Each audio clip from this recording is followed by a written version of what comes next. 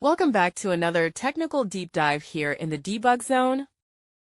Today we're tackling a big question and breaking it down with insights from other users. Hopefully this clears up some misconceptions and helps you get the answer you need. So buckle up, stay a little curious, and let's jump right in.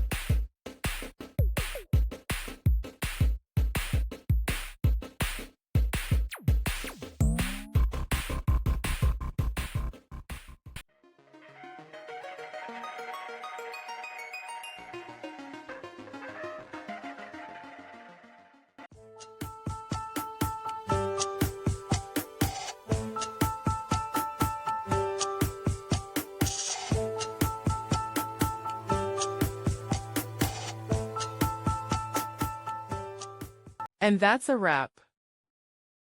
I hope you found the answer you were looking for. If you did, take a second to hit that subscribe button. It really helps out. And let me know in the comments which solution worked best for you. See you next time in the debug zone.